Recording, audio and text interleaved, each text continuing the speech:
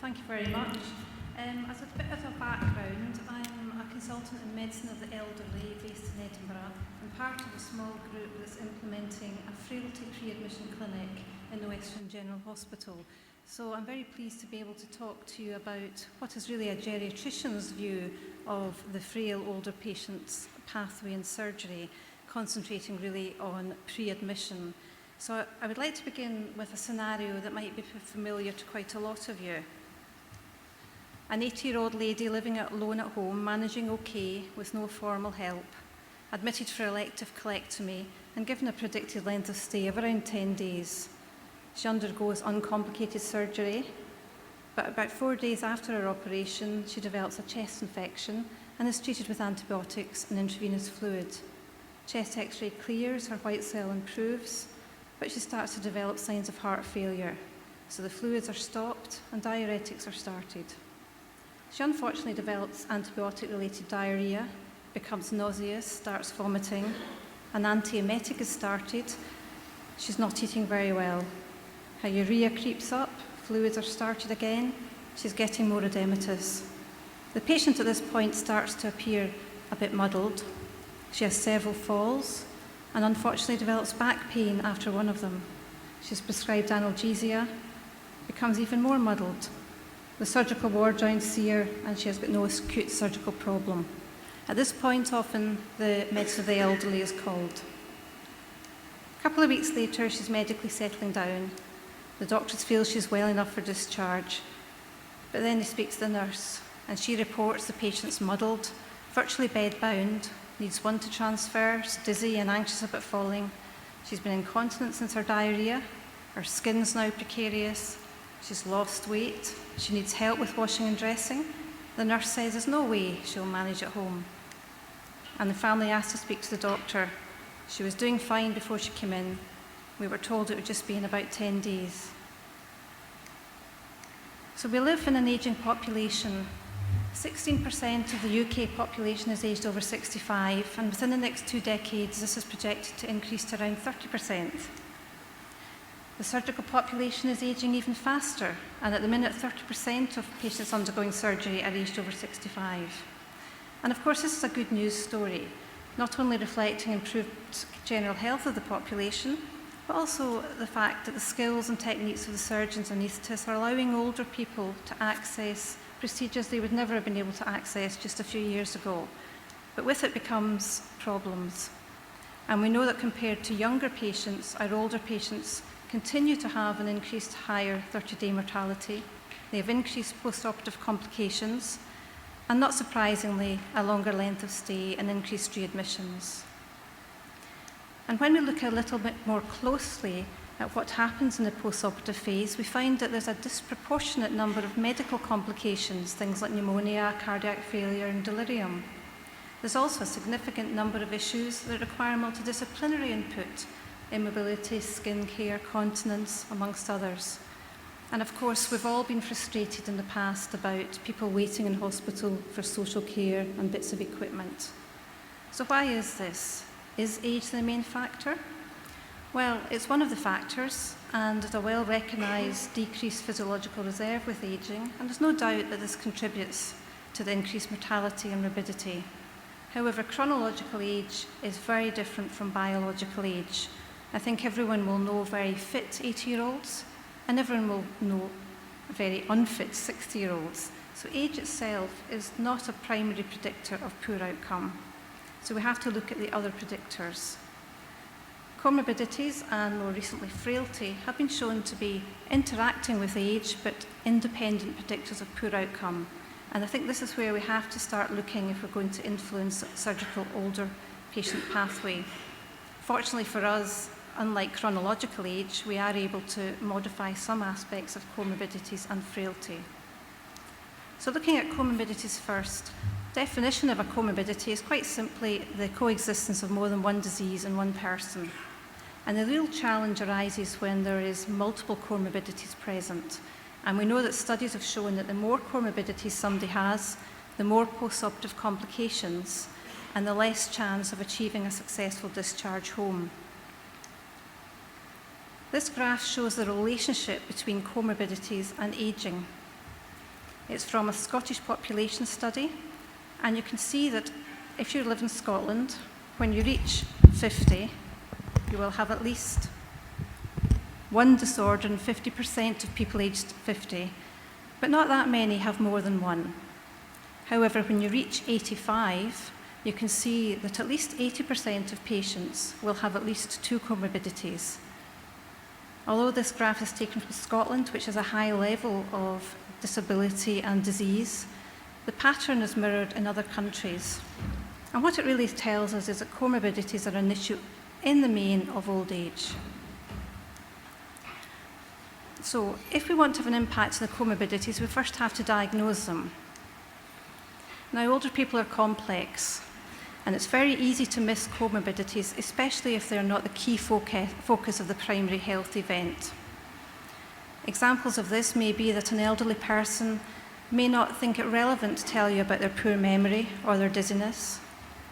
If they're coming for bowel surgery assessment, they may even forget about them. If an older person has severe osteoarthritis, they may not develop symptoms of shortness of breath, even if they have very significant heart failure or respiratory disease. So we need to dig a wee bit deeper. I tell my medical students if they find one problem in an 85-year-old man to keep looking, because there'll almost certainly be another 2 or 3 to find. Now, the importance of finding these comorbidities, for a number of reasons. One, if we don't find them, we can't optimise them. Secondly, if we don't find them, these are the very problems that are often unmasked unexpectedly after surgery, and then we deal with them reactively rather than proactively. The other reason to be aware of them is, again, somebody who has severe osteoarthritis will not be able to mobilise any distance, and therefore the way we measure functional reserve needs to be adapted. Measurements like metabolic equivalence may not be as relevant in this population. Also, where there are comorbidities, so there is polypharmacy. And polypharmacy is a source of great adverse effects for older people, but it is also something that we can modify. Geriatricians spend a lot of their time stopping drugs. And if we do this in advance of admission, we can then avoid some of the problems post-operatively. So having diagnosed your comorbidity, you then have to optimise it. Now, pre-admission clinics are very, very used to optimising diseases. They're very used to optimising single disease, and they very often follow standard protocols. And I think this is when we have to remember that the vast majority of protocols are based on single disease processes and do not recognise the impact of comorbidities. There's been a recent study looking at the NICE guidelines, and what they found is that very few of them took comorbidities into context. But this is reality of most of our patients. It's also interesting that randomised controlled trials in which these protocols are based tend to just exclude comorbid patients, so they're not even included in the evidence that we think we're using. Now, it's important to recognise this because optimisation of one disease can worsen another. I think we're all aware that the drugs used for heart failure can worsen renal function. Treatment of hypertension can worsen falls, and so it goes on. So older people are complex, and I may be biased, but I think they probably do need someone specialised in medicine of the elderly to look at the complex and unique mix in each of the individuals.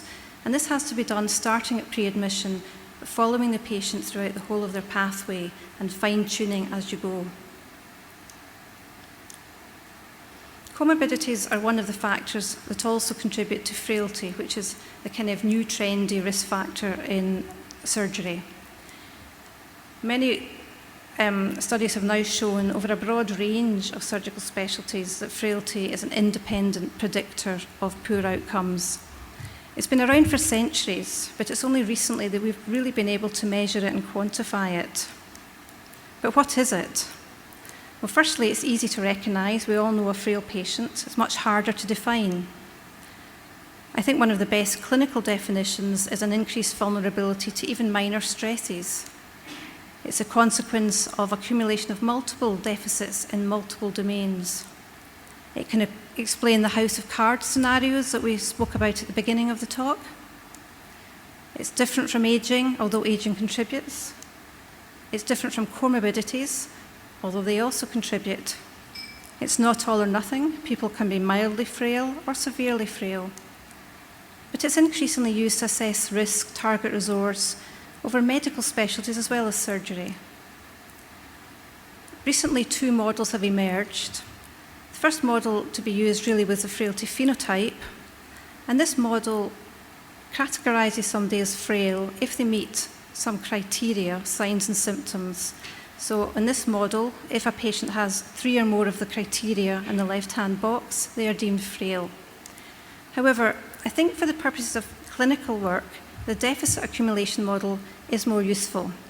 This is based on the principle that the more small things an individual has wrong, the more likely they are to be frail. And it simply measures a number of deficits over a wide range of domains within any one individual. So the early frailty indices included upwards of 92 possible deficits. And you very simply added up the number of deficits in any individual and expressed it as a number of possible deficits and generated a numeric score. In this example, the score is 0.22. Normally, the cutoff for frailty is around 0.5. Fortunately for us, there's been much simpler scores generated over the last few years, which require far fewer variables and have been validated, so that makes life a little bit easier. This is the Edmonton Frailty Scale, in fact, and this is one that we use in Edinburgh. You can see from this is a simple patient questionnaire with one functional assessment, the timed up and go. Down the left-hand column, you can see the different domains of frailty, and the questions are trying to elicit any deficit a patient may have in any of these domains. The maximum score is 17. Anything above 8 is deemed as frail, and anything above 12 as severe frailty. You can see from the number of domains that frailty measures is that assessment and management of frailty very much requires a team approach. Again, this table shows the domains on the left-hand column, shows some of the tools that we can use to standardize our assessment of frailty, and it shows some of the disciplines who may need to be involved in managing that patient. It's not comprehensive. There will be other disciplines who may need to be involved. So we know that comorbidity is present in elderly patients, upwards of average of 4 if you're over 85, but what's the burden of frailty? In Edinburgh, we looked at our group of over 65 patients attending the pre-admission clinic for elective colorectal or urology surgery. We used a version of the Edmonton Frailty Scale that I showed you, and we found that 25% of our over 65s were frail, and about 46% of our over 85s were frail. One of the benefits of using a deficit accumulation model is that you can start to see what domains you need to address. So in our population, we found that 3/4 of patients had significant comorbidities, 56% polypharmacy, about half had poor functional status, and around 45% cognitive impairment. So that gives you some guidance at who you need to involve in the pre-admission assessment phase.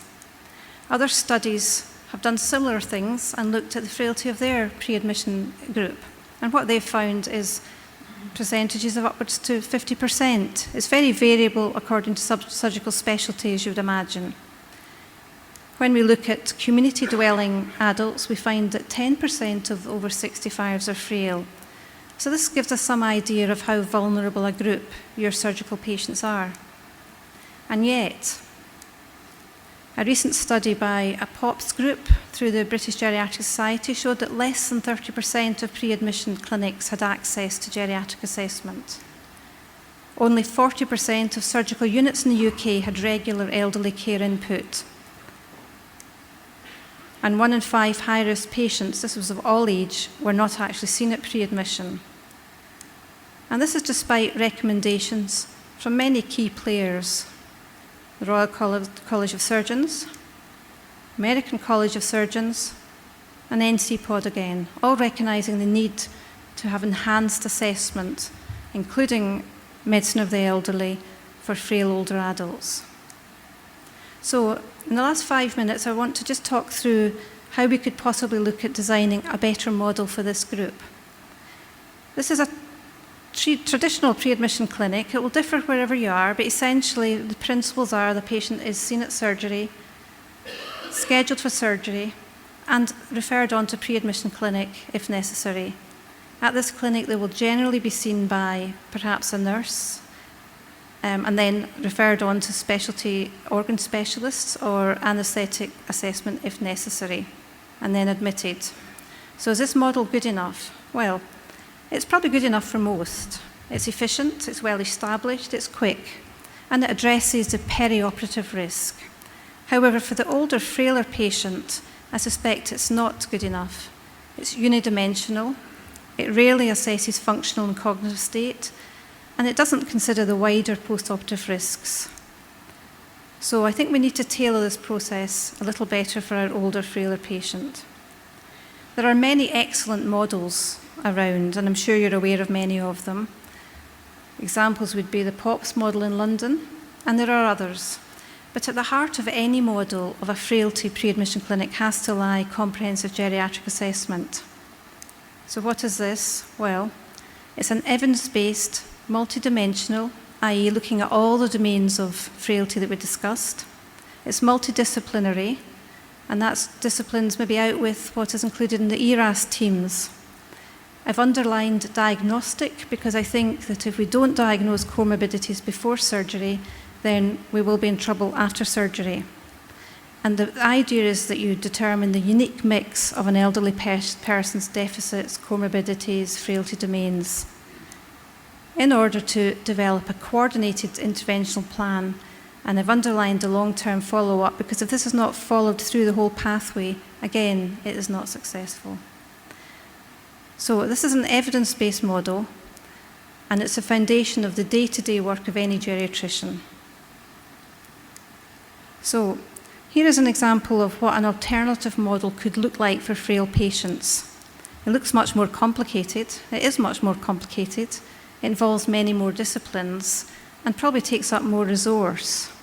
However, what we need to start remembering here is not every elderly person is frail. And at the surgical outpatient clinic, we can start identifying the frail patient better. We now have tools to do that. So at the surgical outpatient clinic in Edinburgh, we are taking a very sort of simple approach, and we're saying that anyone aged over 75 with any marker of frailty at all should be referred to our frailty pre-admission clinic. Other older patients can go through the standard process. At the frailty pre-admission, what do? Well, in Edinburgh, our frailty clinic has a nurse specialist who has surgical experience, one of the normal nurse pre-admission clinic. We have a medicine of the elder consultant, and we have the anaesthetist. So these patients will have all the standard pre-admission clinic assessments that anyone else would have, but they will also have elements of comprehensive geriatric assessment. And at the end of the frailty clinic, the team will sit down together and create a picture of that patient, because every older patient is a unique mix of comorbidities, drugs, and frailty. We will then arrange a tailored pre-admission plan, and this is when we start involving all the other disciplines who may be required for that one individual patient. Two key things about this. This has to be done in close collaboration and with the agreement clearly of the surgeons, the GP, and any organ specialist, and there has to be a two-way process of communication throughout this. The second point is that this pathway has to start at pre-admission, but it has to go through all the way to discharge. And one of the things that I think is key to this is that an older person needs to have a familiar face walking the path with them.